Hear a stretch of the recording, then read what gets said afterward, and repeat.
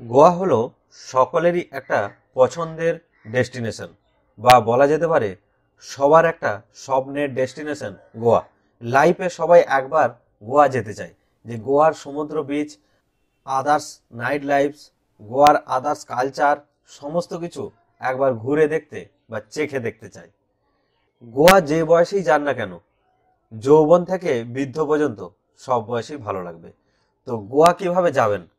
বাঙালিরা মানে আমরা কলকাতা থেকে যদি যেতে হয়, তাহলে একমাত্র ভরসা ডিরেক্ট ট্রেন হলো অমরাবতী এক্সপ্রেস, যেটা সপ্তাহে দুদিন শালিমার থেকে ছেড়ে 40 ঘন্টা পরে ভাস্কর দা গামা স্টেশনে গিয়ে পৌঁছায়। এ তো গেল সস্তায় যাওয়ার কথা। যদি আপনি স্লিপারে যান, তাহলে খুব কম খরচেই মানে 1000 টাকার মধ্যেই পৌঁছে যাবেন গোয়া। আর যদি প্লেনে যেতে চান, কলকাতা থেকে এবং সারা ভারতের বড় বড় এয়ারপোর্টগুলো থেকে রয়েছে প্লেনের ব্যবস্থা। গোয়ার ডাবলিম ইন্টারন্যাশনাল এয়ারপোর্ট অর্থাৎ ভাস্কর দা গামা সিটিতেই নামিয়ে দেবে ঘন্টা দুয়েকের মধ্যেই। বেড়াতে যাওয়ার আগে গোয়ার ম্যাপটার সম্বন্ধে একটু আলোচনা করে নেওয়া যাক, বা একবার চোখ বুলিয়ে নেওয়া যাক, তাহলে কিন্তু গোয়া বেড়ানোটা অনেক সহজ হয়ে যাবে। ভারতের পশ্চিম উপকূলে, অর্থাৎ এই যে কোঙ্কণ উপকূলের মধ্যেই রয়েছে এই আমাদের সব থেকে ছোট রাজ্য হলো গোয়া। গোয়ার মোট 3টি পার্টে বিভক্ত অ্যাকচুয়ালি বেড়ানোর জন্য ট্যুরিস্টদের ক্ষেত্রে। যেটা হচ্ছে নর্থ গোয়া, এই পোর্শনটাকে বলা হচ্ছে নর্থ গোয়া, গোয়ার উত্তরের দিকটা, যে দিকটা মুম্বাইয়ের দিক থেকে ঢুকলে নর্থ গোয়াটাই আগে পড়বে। দ্বিতীয়ত হচ্ছে এই মিডিল অংশটা হচ্ছে ওল্ড গোয়া, যার মধ্যে হচ্ছে ভাস্কর দা গামা হচ্ছে মেন শহর, মেন সিটি। আর তাছাড়া হচ্ছে পানাজি, হচ্ছে যে পাঞ্জিম বা পানাজি হচ্ছে গোয়ার ক্যাপিটাল সিটি, মানে প্রধান। কিন্তু এই পাঞ্জিম এবং ভাস্কর দা গামা এই দুটি শহর হচ্ছে গোয়ার মেন বড় শহর। ডাবলিম ইন্টারন্যাশনাল এয়ারপোর্ট একদম আরব সাগরের তীরেই রয়েছে এই ডাবলিম ইন্টারন্যাশনাল এয়ারপোর্ট। গোয়ার আন্তর্জাতিক বিমানবন্দর হচ্ছে এই ডাবলিম ইন্টারন্যাশনাল এয়ারপোর্ট। যারা প্লেনে করে গোয়া যেতে চান, তারা এই ডাবলিম ইন্টারন্যাশনাল এয়ারপোর্টেই নামতে হবে। আর ভাস্কর দা গামা হচ্ছে সব থেকে নিয়ারেস্ট রেলওয়ে স্টেশন এখানে, এবং লাস্ট রেলওয়ে স্টেশন, তারপরে কিন্তু এদিকে আরব সাগর। আর এই ভাস্কর দা গামা থেকে একেবারে নিচের এই পোর্শনটা হচ্ছে যে এটা হলো সাউথ গোয়া। তো গোয়া এই মোটামুটি 3টে পার্টে বিভক্ত। তবে নর্থ গোয়া, সাউথ গোয়া এবং ওল্ড গোয়া এটা মিলিয়ে অন্তত পক্ষে দুদিন দুদিন দুদিন করে রাখলে সব থেকে ভালো হয় ঘোরার জন্য। মোটামুটি 1 সপ্তাহ প্ল্যান করলে গোয়া ঘোরা ভালো হবে। আর যদি নর্থ গোয়া করেন তাহলে 2টো দিন, সাউথ গোয়া হলে 2টো দিন, এবং ওল্ড গোয়াতে মিনিমাম 1টা দিন হলেও চলে যায়। তো ওল্ড গোয়াতে বেশিরভাগ বিভিন্ন চার্চ রয়েছে, সেই চার্চগুলো দেখার জন্যই কিন্তু সবাই যায়, যে ওল্ড গোয়ার এই পোর্শনগুলো। আর নর্থ গোয়া এবং সাউথ গোয়ার যে বিচগুলো এনজয় করার জন্য কিন্তু যেতে হয়। তবে এখানে বিশেষ কয়েকটা বিচের নাম না বললেই নয়। আমি নর্থ গোয়া থেকে শুরু করছি। এই যে আরাম্বল বিচ, নর্থ গোয়ার এটা একটা দারুণ সুন্দর বিচ। এই বিচটা দেখে চলে আসবেন Chhapra beach, ভাগাতর beach, Anjuna beach, বাগা এবং ক্যালাঙ্গুটে পাশাপাশি 2টো বিচ। এই দুটো হচ্ছে সব থেকে বেশি আমাদের ভারতীয়রা গিয়ে থাকে, এবং জমজমাট এই 2টো বিচেই বেশি। সারা রাত নাইট পার্টি এই জায়গাটায় চলতে থাকে, এবং এই বিচগুলো কিন্তু খুব সুন্দর। ক্যান্ডোলিম বিচ, সিঙ্কোরিয়াম বিচ, এই সমস্ত বিচগুলো। তাছাড়াও আছে ডোনা পাওলা বিচ। এই বিচগুলো হচ্ছে নর্থ গোয়ার একদম প্রত্যেকটা ভালো ভালো বিচ, এগুলো ঘুরে নেবেন। এগুলো শুরু করতে পারেন নর্থ গোয়া থেকেই, এবং গোয়াতে গিয়ে স্কুটি নিয়ে ঘোরাটা সব থেকে ভালো যদি 1-2জন যান বা কাপেলরা যান। আর ফ্যামিলি নিয়ে গেলে গাড়ি নিয়ে ঘোরাটাও কোনো অসুবিধা নেই, আমরা গাড়ি নিয়ে ঘুরেছি, সেটা আপনাদের দেখাবো। আর এই ডোনা পাওলা বিচ এটা খুব সুন্দর বিচ। এই স্কুটি ভাড়া পাওয়া যায়, প্রত্যেক জায়গাতে স্কুটি ভাড়া পাওয়া যায়, দেখে শুনে নিতে হবে, এবং সঙ্গে ড্রাইভিং লাইসেন্স এবং আধার কার্ডের একটা কপি রাখতে হবে, অরিজিনাল কপি নিয়ে যাবেন, সঙ্গে জেরক্স কপি। আচ্ছা, এই ছাড়াও হচ্ছে এই ওল্ড গোয়া, ওল্ড গোয়ার যে বিভিন্ন পাঞ্জিম সিটিতে যে চার্চগুলো আছে, ব্যাসিলিকা অফ বোমস, এই তাছাড়া ওল্ড গোয়া চার্চ, এই চার্চগুলো ভালো করে দেখে নেবেন। একটা মিউজিয়াম আছে, সেই মিউজিয়ামটা খুব ভালো করে দেখে নেবেন। এগুলো সময় লাগবে অনেকটা করে। এছাড়া আছে সাউথ গোয়া। সাউথ গোয়ার যে বিচগুলো, আমরা ছিলাম কোলভা বিচে, এই কোলভা বিচটাও খুব সুন্দর। কোলভা বিচ, এই সাউথ গোয়ার বিচগুলো কিন্তু অতটা জমজমাট নয়, মানে ফাঁকা ফাঁকা বিচ। যদি কেউ নির্জন পছন্দ করেন তাহলে সাউথ গোয়ার দিকে থাকবেন। সেই সমস্ত বিচগুলো হচ্ছে খুব ভালো। ভারকা বিচ, তাছাড়াও আছে মোবর বিচ, বেটুল বিচ, এই সমস্ত বিভিন্ন বিচগুলো আছে। আগন্ডা বিচ, পালোলেম বিচ। পালোলেম বিচটা সাউথের বেশিরভাগ যারা ফরেনার তারাই এখানে থাকেন। এই বিচগুলো অনেকেই পছন্দ করেন। যারা একটু ফাঁকা একদম নির্জন পছন্দ করেন তারা সাউথের দিকে থাকতে পারেন। বিভিন্ন রকমের ওয়াটার স্পোর্টস অ্যাক্টিভিটি রয়েছে, সেই সমস্তগুলো করতে পারেন নর্থ এবং সাউথ গোয়া মিলিয়ে। তো বিভিন্ন জায়গাতে এগুলো পেয়ে যাবেন, গাড়ি ভাড়াও সব জায়গা থেকে পাবেন। আর গোয়া ঘোরার জন্য সাউথ গোয়ার কোলভা বিচ থেকে আমরা দেখেছিলাম যে বাস ছাড়ছে, সেই সমস্ত বাসগুলো তারা বিশেষ কিছু বিচ ঘুরিয়ে নিয়ে আসে সারাদিনে। 400 টাকা এরকম ফিস রয়েছে, মানে 400 টাকা ভাড়া। যারা সিঙ্গেল আছেন তারা কিন্তু ওই বাসগুলো করে ঘুরে নিতে পারেন। তাছাড়াও নর্থ গোয়া থেকেও এরকম পাওয়া যায়। আর মান্ডবী নদীর ওপরে সন্ধ্যাবেলা যে ক্রুজ রাইডিংটা হয়, ক্রুজে যে ইভিনিংটা কাটানো এবং বিশাল একটা মিউজিক, তার সাথে খাওয়া দাওয়া, ক্যাসিনো যদি কেউ খেলতে চান, তো সেই সমস্তগুলো কিন্তু ওই মান্ডবী নদীর ওপরে ঠিক সানসেট হওয়ার আগের মুহূর্ত থেকে এটা চলতে থাকে, রাত্রি 12টা-1টা পর্যন্ত চলে। তো এগুলো হচ্ছে গোয়ার মেন অ্যাট্রাকশন বা আকর্ষণ। তবে গোয়া বেড়ানোটা সাউথ গোয়া বা নর্থ গোয়া যে কোনো জায়গা থেকে শুরু করতে পারেন, একটা জায়গা থেকে শুরু করে আরেকটা জায়গায় শেষ করতে পারেন, এতে কোনো অসুবিধা নেই। তবে আমরা শুরু করেছিলাম কিন্তু সাউথ গোয়া থেকে বা কোলভা বিচ থেকে। কোলভা বিচ হচ্ছে সাউথ গোয়ার খুব সুন্দর একটা বিচ, আপনাদের দেখিয়েছি সেই সমস্ত চিত্র। এবং তার মাডগাঁও স্টেশন থেকে কোলভা বিচটা খুবই কাছে, 5-7 কিলোমিটারের মধ্যেই। ট্যাক্সি ভাড়া মোটামুটি 500 টাকার মধ্যে। তো বাসও আছে, বাসে করে 20 টাকা ভাড়াতে কোলভা বিচে চলে যাবেন, একদম ডাইরেক্ট হোটেলের কাছে। এবার দেখে নেওয়া যাক গোয়া কখন যাবেন, বছরের কোন সময়টিতে গোয়া গেলে আদর্শ। অর্থাৎ নভেম্বর থেকে ফেব্রুয়ারি পর্যন্ত গোয়া হচ্ছে পিক সিজন। ডিসেম্বর জানুয়ারি সব থেকে বেশি পিক সিজন এবং সব থেকে বেশি ফরেনার গোয়াতে থাকে।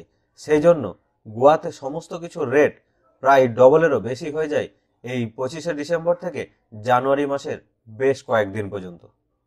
আগে থেকে প্ল্যানিং না করলে ওই সময়টাতে, অর্থাৎ 25শে ডিসেম্বর খ্রিসমাস বড়দিনের সময়টিতে গোয়াতে তিল ধরানোর জায়গা থাকে না বা হোটেলও পাওয়া প্রায় অনিশ্চিত হয়ে পড়ে। খুব গরম ছাড়া গোয়াতে সারা বছরই যাওয়া যেতে পারে। বর্ষাকালেও গোয়া যেতে পারেন এবং বর্ষার পরেও যেতে পারেন, শীতকাল তো আদর্শ হতেই পারে। কলকাতার আশেপাশে যে সমস্ত জেলাগুলো রয়েছে তার মধ্যে যে কোনো একটার সাথে তুলনা করলে গোয়ার আয়তন ঠিক সেরকমই হবে। গোয়াতে হোটেল ভাড়া কেমন?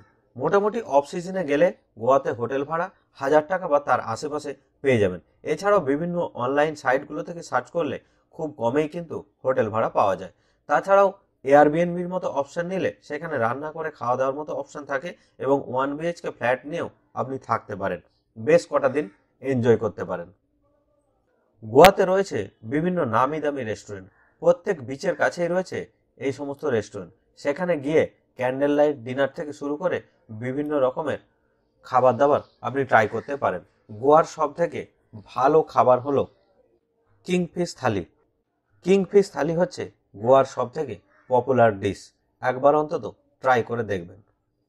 গোয়া সস্তায় ঘুরতে হলে ট্রেনে গিয়ে ট্রেনে ফেরা এবং 3 থেকে 4 দিনের গোয়াতে নাইট কাটানো, তাছাড়াও নিজে রান্না করে যদি খেতে পারেন অথবা ছোট এয়ারবিএনবি ভাড়া নিয়ে রান্না করে খেলে অনেকটা সস্তাতেই হয়ে যাবে। তাছাড়াও হোটেলে বা বাইরে খাওয়া দাওয়া করে নিজে স্কুটি নিয়ে ঘুরলেও প্রায় পার ডে 2000 টাকা বেশিসে ধরে রাখতে পারেন খরচ। আর আপার লিমিটের কোনো নির্দিষ্ট সীমা নেই, যত খুশি আপনি ওড়াতে পারেন, প্রচুর অপশন এখানে টাকা খরচ করার। সুরা প্রেমীদের জন্য গোয়া হলো আদর্শ। এখানে সমস্ত হোটেলেই বা বারেতেই রয়েছে বিভিন্ন রকমের সুরা, যে কেউ গিয়ে ওপেনলি কিন্তু পান করতে পারেন, তার জন্য কোনো বাধা নিষেধ নেই। আমরা সাউথ গোয়ার কোলভা বিচে ছিলাম, সেই কোলভা বিচের ভিডিও আপনাদের দেখিয়েছি, যদি না দেখে থাকেন আই বাটনে দেখে নিতে পারেন। এই কোলভা বিচ থেকে আমরা একটা গাড়ি ঠিক করে নিলাম। গাড়িটি সম্পূর্ণ এসি, আমাদের জন্য একদিনে ঘোরানোর 5000 টাকা ভাড়া নিয়েছিল এবং আমাদেরকে খুব সুন্দরভাবে ঘুরিয়েছিল।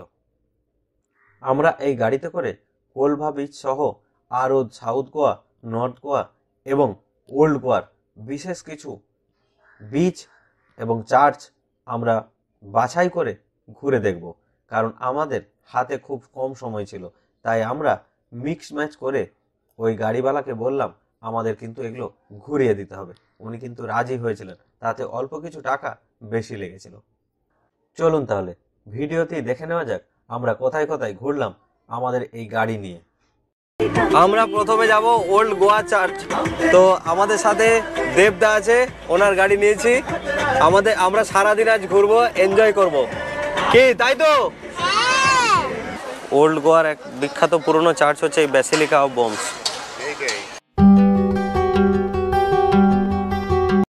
এই ব্যাসিলিকা অফ বম জেসাস, এটার কনস্ট্রাকশনের কাজ শুরু হয়েছিল 1594 আর শেষ হয়েছিল 1604 খ্রিস্টাব্দে।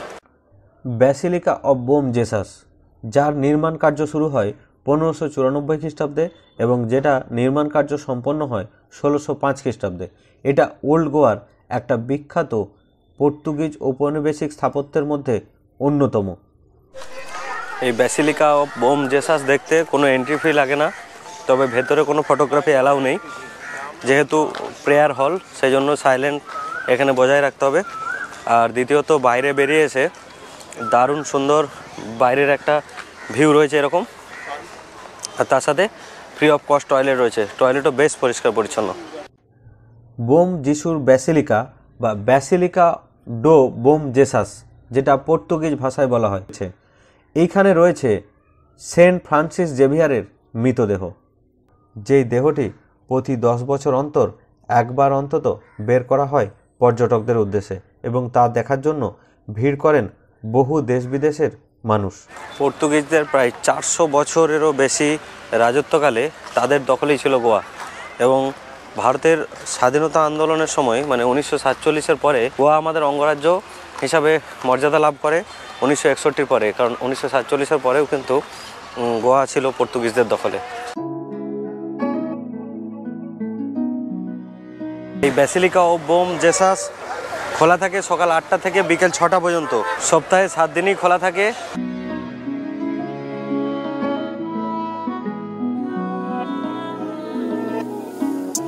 ব্যাসিলিকা অফ বোম জেসাসের ঠিক উল্টো দিকেই রয়েছে আর্কিওলজিক্যাল মিউজিয়াম। এই মিউজিয়ামটা দেখতে ভুলবেন না, এটা এখন কাজ চলছে, ওই বোম জেসাসের ওখানেও কাজ চলছে, এটাও কাজ চলছে। তো আমরা ভেতরে যাব। এদিকে আছে ব্যাসিলিকা অফ বোম জেসাস আর এইদিকেই হচ্ছে মিউজিয়াম, উল্টো দিকেই, জাস্ট রাস্তার এপিটোপিটেই রয়েছে এই মিউজিয়ামটি। ব্যাসিলিকা অফ বোম জেসাস এবং এই মিউজিয়ামটা দেখতে মোটামুটি দুটো মিলে প্রায় 1 ঘন্টা বা তারও বেশি সময় লাগবে। এটা মিনিমাম টাইম আমি বললাম, মানে এর টাইমিংটা বলে দিই প্রথমে। সকালে 9টা থেকে বিকাল 5টা পর্যন্ত, ফ্রাইডে সম্পূর্ণ ক্লোজ থাকে। আর বাচ্চাদের 15 বছরের নিচে বাচ্চাদের কোনো রকম টিকিট লাগে না। আর দ্বিতীয়ত বড়দের জন্য মাত্র 10 টাকা টিকিট। তবে অবশ্যই এই মিউজিয়ামটা দেখবেন, কারণ এই মিউজিয়ামটা 10 টাকার টিকিটের বিনিময়ে যে পুরাতত্ত্ব বিভাগের যে জিনিসগুলো রয়েছে, আর্কিওলজিক্যাল সার্ভে অফ ইন্ডিয়ার যে সংগ্রহশালা অ্যাকচুয়ালি, সেটা হচ্ছে বিভিন্ন রকমের স্টোন বা তার যে পাথরের ওপরে বিভিন্ন রকমের মূর্তি খোদাই করা এবং তার যে শিলালিপি, তাছাড়াও ভাস্কর দা গামা যে এখানে এসেছিলেন, এই যে গোয়ার যে বিভিন্ন ইতিহাস, তার যে পোর্ট্রেট কিছু ছবি, তাছাড়াও একটা ছোট ডিসপ্লেতে ওখানে ডিসপ্লে করা হচ্ছে, দেখানো হচ্ছে গোয়ার যে পুরনো সময়কার, সেই 400 বছর 500 বছর আগে কেমন ছিল, সেই রকম কিছু পিকচার প্লাস তার সাথে ভিডিওগ্রাফি, এই সমস্ত কিছু ভেতরে কিন্তু শো হচ্ছে এবং ভেতরটা খুবই পিসফুল, খুব সুন্দর লাগবে এই গ্যালারিটা।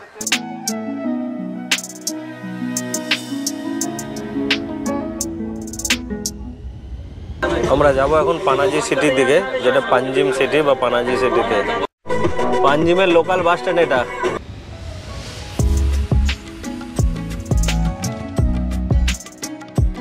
গোয়ার ক্যাপিটাল সিটিতে আছি এখন আমরা। এই হচ্ছে পাঞ্জিম সিটি। আমরা যে চার্চে এসেছি সেটা এই মুহূর্তে পাঞ্জিম চার্চ। এটা ভেতরে ঢোকা যাবে না, বাট বাইরে থেকেই দেখে নিতে হবে।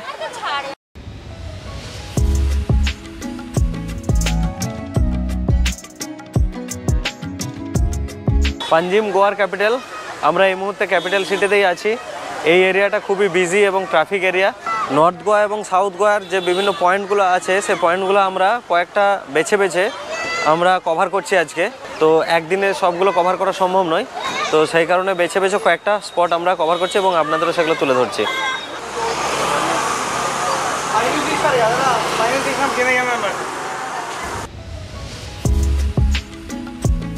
এই মুহূর্তে গোয়ার সেই বিখ্যাত চার্চ কলোনি ফন্টেনাস লেনে আমরা আছি। এটা ওল্ড গোয়া পাঞ্জিম সিটি। পাঞ্জিম সিটির মধ্যে একটা লেন, সেটা হচ্ছে ফন্টেনাস লেন। এইরকম কালারফুল সুন্দর সুন্দর বাড়ি দেখার জন্য বিখ্যাত।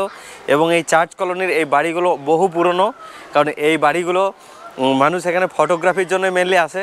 আর দারুণ সুন্দর, পরিষ্কার পরিচ্ছন্ন, তার সাথে এরকম সাজানো গোছানো, প্রত্যেক বাড়ির সামনে বাগান, আর প্রত্যেকটা বাড়ি ইউনিক, প্রত্যেকটা বাড়ি বেশ কালারফুল।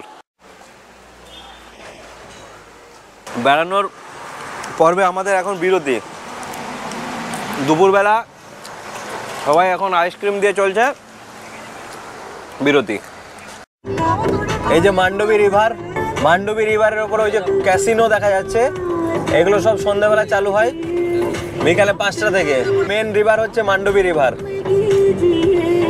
আর মান্ডবী রিভারের উপরে অটল সেতু, অটল ব্রিজ।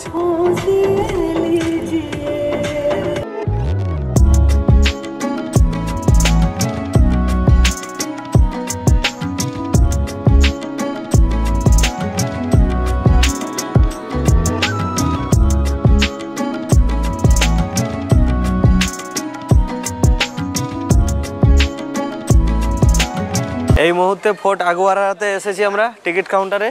বাচ্চাদের জন্য 15 বছর পর্যন্ত ফ্রি, আর বড়দের জন্য মাত্র 25 টাকা করে টিকিট। ফরেনারদের ক্ষেত্রে 300 টাকা করে। আর এটা খোলা থাকে সকাল 9টা থেকে বিকাল 5:30 পর্যন্ত।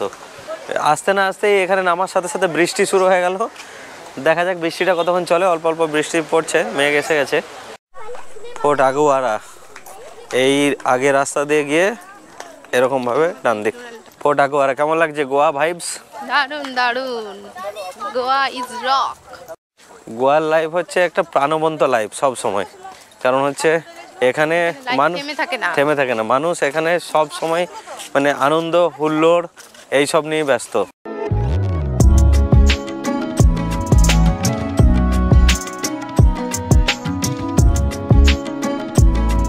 এই ফোর্ট আগুয়ারাটি ছিল পর্তুগিজদের সবথেকে মূল্যবান এবং গুরুত্বপূর্ণ দুর্গ।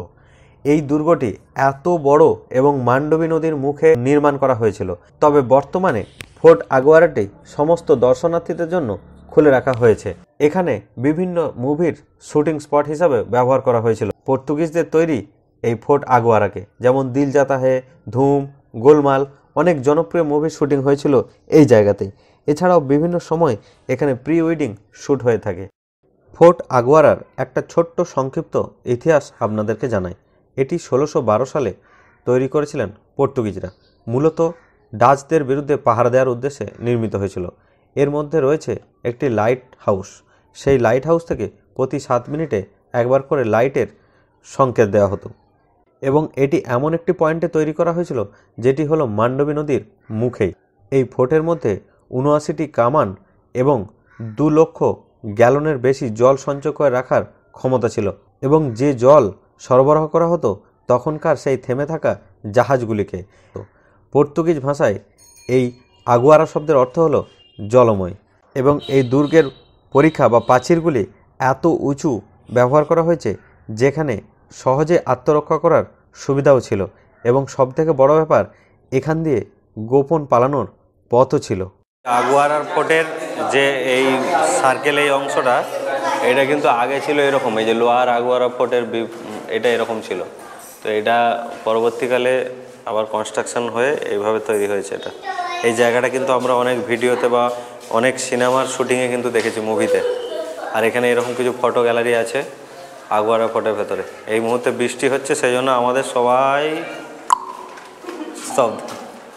এটা হচ্ছে ক্যান্ডোলিম বিচ এরিয়া, যেটা নর্থ গোয়ার সব থেকে কস্টলি এরিয়া। এই জায়গাটা বেশিরভাগ কিন্তু ফরেনাররাই থাকেন।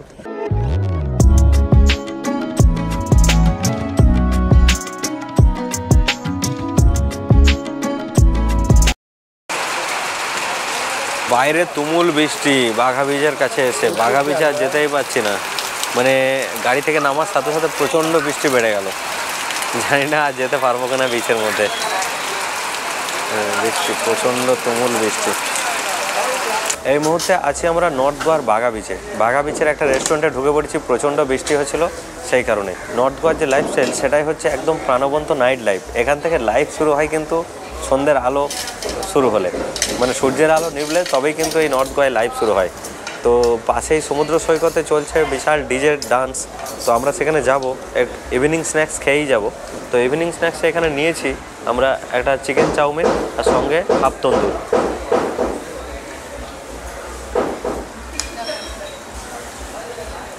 তো আগের দিন আমরা কোলবা বিচে যেটা সাউথ গোয়াতে খেয়েছিলাম চিকেন চাউমিন, সেটা মনে হচ্ছে একটু বেটার ছিল এটার থেকে।